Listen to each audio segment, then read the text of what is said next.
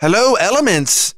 We recently hit 8,000 subscribers on channel Elemental Factor, and in celebration, I'm going to take you guys behind the scenes for the Terraria Top 5's. So interesting, right? Of course, you can clearly see I use Adobe Premiere Pro CC to go ahead and do most of my editing here. So I'll try to go ahead and bring up everything I do.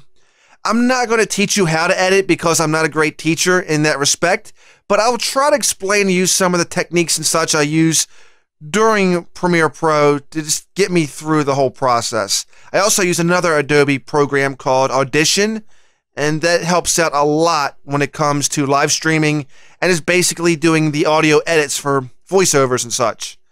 So let's go ahead and load up my profile I set up for the Terraria Top 5's. This is a basic, typical layout, as you can see. Here's my little, I guess you could say, time frame. It used to be a lot more crowded, but I found ways to condense it down. Basically, the more things you have in here, the more control you have over your video. So it depends on how you want to do this.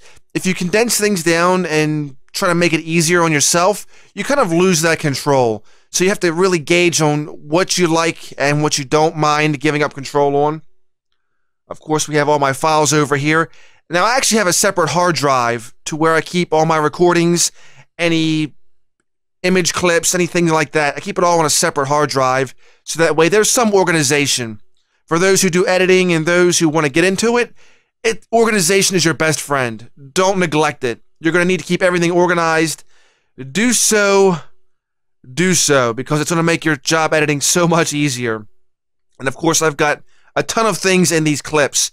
As you can see, I've gotten, well, I didn't want to do that, but there we go. As you can see, I've got splash screens for like number 1, number 2. You guys know all of these, right? So let me go back, actually play you a clip really quick to show you how it goes. They're plentiful, stylish, and some even serve a purpose. Today, we're going to count down the Terraria Top 5 statues. Pretty basic, right? You know, that's pretty much what you see on YouTube. It's not too difficult to achieve, but it can be very time-consuming. Now, anytime you try to do any edits in here, if you try to do something fancy like that little intro, it's going to take some time and effort. So with that, let me just go ahead and create a new thing here real quick. Now, to create a new sequence, all you do is hit Control-N. Keyboard shortcuts really help out a lot here.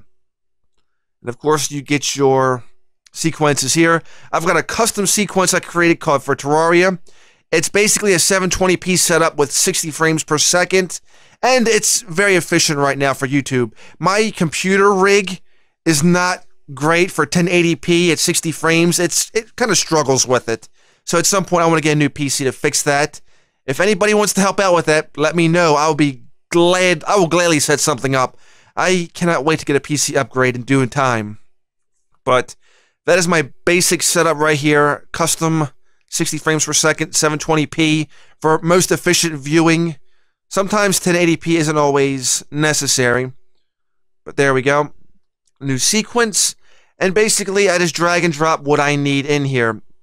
Now, since I haven't done any wipes lately, I think all my files should still be intact. Of course, there's my WAV file. Yeah, okay, it's still there. They're plentiful, stylish.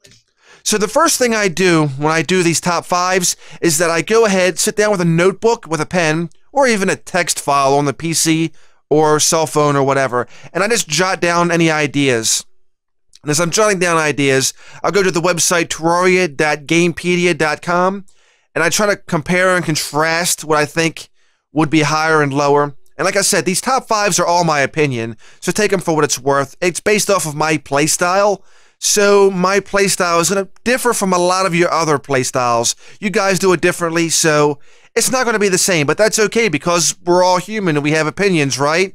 I mean, opinions are a good thing, aren't they? We can agree to disagree. Anyway, moving on from that little whatever that was, I go ahead, I get my notes down, we go from there. Next up is recording. Now, I don't record with Audition. Audition's a great editing program, but I just never really felt comfortable with it. So what I do use is Audacity. And since I have it on a different setup right now, I can't open it. It's a free program. You can download Audacity for free. You go ahead, it's a simple recording. You go on there and just do your thing like right now I'm doing. And then once I'm done, I export it to a WAV file, to which I give right here to Audacity, well, Audition, and use. Now, I can't do it right now, but hold on. Yeah. And we'll come in here, open it up in said area over here. Then from there, I'll just go ahead, edit. I do all my editor type things. Then once I export it from there, I save it. We come here, and this is where the audio goes, right on track 1, and we get audio magic. And some even serve a purpose. Today, we're going to count down the... That's right, Graz, they serve purposes. So, the next thing is, after I have the audio set up, I need clips. Sometimes I can get lucky from previous footages and get old footage to cover some of the topics I do. Sometimes I have to go in the game itself and use an all items map or whatever to go ahead and get this thing set up to work. Now, I believe right now I have all my old footage on a backup drive. As you can see, I've got a lot of drives over here. A system drive, local drive, backup drive, and of course a recording drive. That's right, that's a lot of hard drives. And as soon as this thing loads up, we'll be good. My backup drive is an external drive, so it's not as fast as the other ones, but it still does the job very, very well. And as you can see, yeah, that's a lot of old videos I keep. I do keep these on extra hard drives just sitting around the house. Nothing like keeping them backed up just in case something happens. But yes, there are almost 2,000 videos in my collection. So go figure. This is only a couple... I don't even know if it's 100. But that's a thing, yes. So if I need to pull a clip up, I just pull a clip up. Let's see, I've got Terraria Ranger Danger. That may have a boss fight in there I may need. Go ahead and pull that up. Load it up in the media browser. Import it to the project. Then I could just say, okay, well, boom, there's video. Now this video ain't going to match up with the audio. Well, first I have to go ahead and take the audio track out because you can't leave the audio track in there sometimes. So just go ahead and unlink it. Right-click on a video. Go to unlink. Remove that. Trigger and either make a lot of gold. There we go. Get a lot of help from. So that way we can go ahead and sync everything up. So okay, we go ahead and we spread all that out. We make something similar to this, right? But then it sounds kind of bland because there's no music. Well, fortunately for me, I've actually made... Actually, I have a YouTube folder with a whole bunch of music in here. Now, the biggest thing with this is, for the most part, this is all free music. It's all pretty much, you know, use as long as you give credit for music. So I have Terraria stuff down here. This is Scott Lloyd Shelley. I hope he's given me permission to use it. We'll find out sooner or later, but I hope he's given me permission. But this is all his music here. I can go ahead, if I want to do something for Terraria, I can go ahead and pull it up, use it in a video, and just do however I need to do it. Like right now, I believe this is the audio track for that, so yes, there we go. Nice. Very smooth. And of course, if I want to make the music a little bit longer, I may have to make some cuts to go ahead and drag it out, so that way it kind of fills up the time space in there. I use the Overworld Terraria song. I kind of split that up to go for the little in the middle thing for the numbers.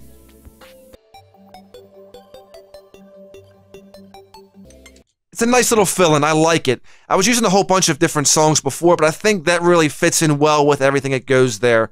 I like the Terraria music. It just blends in with the top 5's. So overall, it's not a very complex thing, but once we start getting into the actual heart of the video, that's where things get a little bit more different. So of course, a lot of these titles and such you see, these are actually created in Adobe Photoshop. Now, you can easily create titles using Premiere Pro, but I find it to be a little bit more time-consuming and a little bit more restrictive. So I like going into Adobe Photoshop Elements. I didn't get the full suite, so I have Elements. It doesn't do the full line Photoshop, but it does get the job done. And Elements does make a pretty good difference. Now, this is what I also use for thumbnails, so take that for what it's worth. I mean, it's not anything fancy. I'm not a fancy photographer, editor, or whatever you want to call it, but I do get the minimum in there. Eventually, at some point, I'll focus in on getting better things. But I do have a folder to set up titles. And of course, these are my other little thumbnails from all the previous series. There's Graz Goes Indie, a very nice series I should resume. Skyrim, Starbound, Terraria. Lots of Terraria, of course. There's our Walking Dead series. Zelda Ocarina of Time. Tells you which one I left off on as. Here's the top 5 title. Now, of course, it's very basic. I keep it on a transparent background. Photoshop works really good with Premiere Pro. I can import this and keep the background transparent. I can actually import this as separate layers and make all kinds of funky transitions if I so choose. It all depends on how creative you really feel. So, like, if I was doing another top 5, for instance, a future top 5 might be worst prefixes or worst weapon modifiers. Let's go ahead and change it. Worst weapon modifiers. And I'm going to have to change this font easily. Then we go down to options. 145 font will probably be about 90 for this. Okay, maybe 100. There we go. It's all about playing, trying to find your own feel. This font I'm using right here is a generic Minecraft font. It's called Minecraft 2.0. That was just for the statues. I figured it worked out pretty well for that. Each one I try to add its own theme for the title, so that way it gives you a different feel for it. And of course we could do that, which kind of gives a little wavy appearance. I don't know how I'm going to do this. And I try to find more interesting fonts as I go along too, because you don't always want to be restricted to just the generic fonts. But I basically try to find something that works. Like right now, that could work for right now. And for instance, let's say I want to put more of a shadow on this. I'll just go ahead and right click here. Edit layer style. Make the shadow bigger. Though I like the letter 15, whatever number. Yeah, I know why I called it a letter. That's why I'm not a very good tutor. Teacher, whatever. Yeah, that is way too much shadow. That's why I like having shadow set at 15 distance. I think it's a pretty fair balance on how it's set up, really. So, of course, we save it out. And then from there, I'm not going to save this, of course. From there, we go ahead, we import it from the media browser. Go to here, and that's where we see that. Now, when you import it, especially from Adobe Photoshop, you have a very interesting option of, would you like to import it as a whole, or would you like to import it as certain layers? And like I said, that's where you can actually go ahead and get a little bit fancy with it. Now, if I can bring this up, I'm going to show you that. First, let me wipe this slate clear. You've already seen how this title comes down, right? I'll play it again for you to show you how it works. Has a little bounce to it, a little physics, right? So we're going to go ahead and change that. Now, this is the basic intro for it. Yeah, there's no drop, there's no bounce, there's no nothing. It's just bland. There's no fade, it's just there. So when you want to go ahead and make something happen like this, you actually have to go to Effects Control. Once you highlight the title, then you have to go and make it animate. You have to actually animate it. It's not that difficult. But basically, this is how it's going to go. So this is what, like a 5-second clip? What I'm going to do is click on here. Try to find a decent spot, a stop point. Like, okay, this looks good. We'll have it go here. And then I want to add a bounce physics to it. So I'm going to go up a little bit more. Like, let's just say right here. Put another stop to it. Seems good. I'll press the home key to go back to the beginning of this little 5-second span. Then I'm going to double click this window over here. And then I'm going to move the title. Now, since I want to have it from the top, I can actually just hold it and drag the mouse up to make the title go up. Or I can just go over here and just go left or right, which I think I'm going to do a little bit easier. It's a little bit more cleaner that way. So I'm going to hold down on the mouse and just make you go. There we go. Slide you up that way. I'd say probably about -500 is a good spot. And this is, like I said, this depends on everybody. Some may find different values than others. I have my own little presets, basically. Now my mouse is being a little funny. And I don't mean in a good way. There we go, 501, whatever. So for animating, well, not just yet, we're going to add one more thing. As you can see, yeah, there's the drop down. But now we want the bounce, which means we're going to have to go ahead and make that go up again. Now, how far up determines how much the bounce goes. So if I make this go right back up, it might make it like a really quick bounce.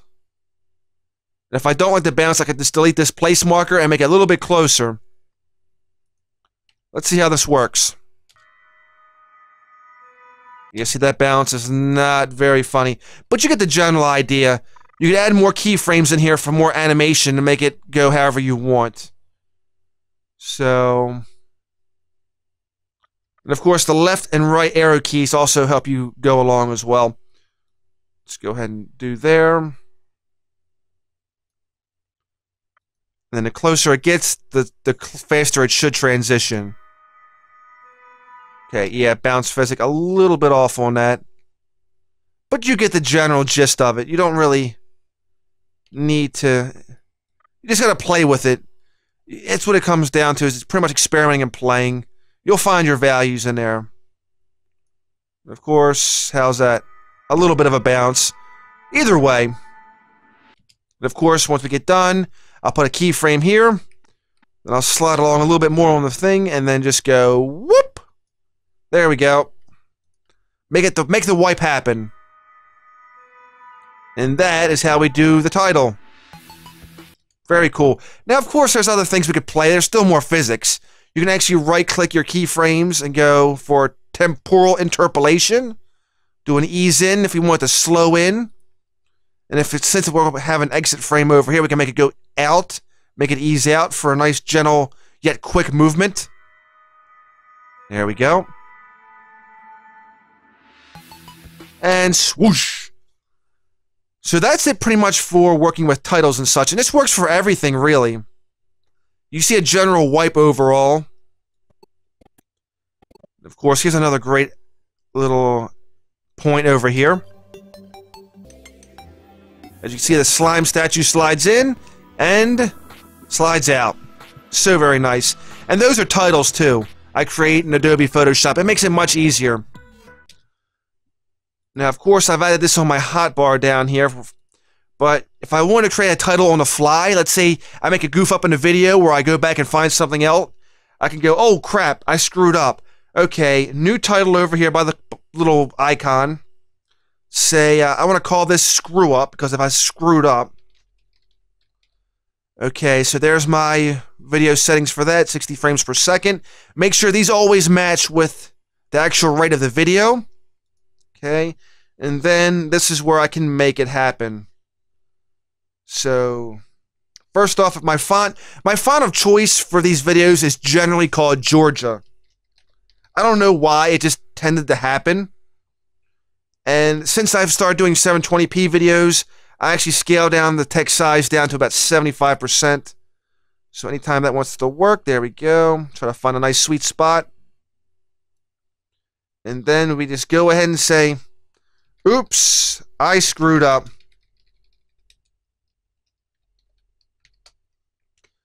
Speaking of screwing up, it looks like my font switched. No. There we go, that's Georgia. So hold down Control, use the drag button, well, to drag the mouse cursor, and then I'll go ahead and move my little title over here. I always like to keep it in this nice corner, for the most part. It's a safe spot, for the most part. So that way we can put it in a corner. I think it sits really nicely in there. Now I could change the color and add things by going to title properties. If you don't see that down here, I actually found it up in the title spot. Actually, where was it? In the window, there we go. In the windows, under titles, you can get title design, properties, and all that good stuff. You open it up, and you can actually drag it down into the hotbar. So that's kind of what I did with title properties. I just dragged it in there. But of course, you get the option of play with more settings in here. There's font size, font color, good stuff. Here's font color down here. Green's one of my favorite for these. Of course, you probably already noticed that by now. This is going to be a solid color. You can do more things like gradiated and everything else. Your linear gradiated, radial, 4-color gradient, all that good thing. But we're going to stick with solid. The strokes, I like to put the outer stroke on to keep it a nice highlight. Say, like a black highlight around it. Size, I always put at 20. You don't want to make the edge too thick, because then it looks a little funky. Unless that's your thing. Maybe you like your edges a little bit chunky. You're down with a chunk. That's okay. It's all good. It is all good. Okay, so that pretty much does it for my title properties. So, of course, it comes right into my project window over here. There's screw up. I don't have to import nothing. It just goes straight there. And then, oops, I screwed up. So then, of course, it's plain Jane again. It just sits there. We want to put some animation into it to make it look a little bit fancy. So I'm just going to go ahead and skip ahead, probably about 10 frames or so. I'll activate my position for animation by clicking a little button. Then I'm going to go back to I could go back to the beginning, or I could just do like right here. Double click, and then just slide the oops down. And then I want to put, for instance, temporal interpolation ease in. Now, generally, it's probably a good idea to do that at the end after you added your in and exits. But I just kind of jumped the gun on that. Don't do that. I just kind of screwed up. So I just wanted to show how that worked. Alright, so I screwed up. That's going to go ahead and get out of here now. So there's our save point, there's our anchor point, and then here's our exit point. Oh, screwed up on that. I use Control-Z to go ahead and undo that, so that way I don't always have to click and hit delete or whatever. Go ahead and scoot you out of here. You're gone. Switch that up, interpolation to ease out. So it'll slowly leave, and then it'll just kind of scoot out of there. And that is how we make the magic happen. Whoops. Whoop. Cool. Now, of course, if you do it 30 frames per second, it's nice. But if you have 60 frames per second, it's generally smoother. So anytime you can get 60 frames, always go at 60 frames. But if you're recording gameplay footage, don't force it on your computer because it will get nasty. Oh, it gets so nasty. So if you want to record at 60 frames per second, do yourself a favor, save some money, wait till a holiday, have somebody get something really nice for you, but don't force ever force 60 frames because it will make a very nasty video. I would like to do 1080p 60 frames, but right now I think 720 covers it just really well. Very smooth. As you can see in the playback window right there. Alright, so of course we do all that. Now the one thing I didn't mention is the beginning. I always put my crossfades in here. So there's a little effects button over here. I go down to video transition, dissolves. Now whenever you do editing for a video, there's a ton of transitions. Don't go heavy with it. Keep it really basic. If you're making like a little, I guess a click video, like a clicky video, maybe you could use like the star in or star out or the explosion or whatever. But I think the basic transitions work the best. Cross dissolve is always my open, which is what we got right now. Here's a cross dissolve. Fades in kind of nice, doesn't it? Then toward the end, we have our basic dip to black, which just basically ends the video. Okay, there's me just filling in footage. There's our fade to black, or dip to black. Works out really well. When it comes to transitions in the middle of a video, you have to be a little bit careful. Crossfades do a good job of showing progress over time. Sometimes a jump cut, just a regular cut itself can do good, but overall, you have to kind of gauge the situation and try to determine what works best. Again, crossfades, if you're fading over time, that works out really well. Jump cuts can be really good for, I don't know, I guess you could say getting adrenaline, but you have to look at the video and determine, is that what you really want? If you're making a baking video and you're showing people how to make cookies, do you want to keep doing the jump cut here, jump cut there? I don't know if you want to keep doing the jump cuts in the process because it could get kind of clunky.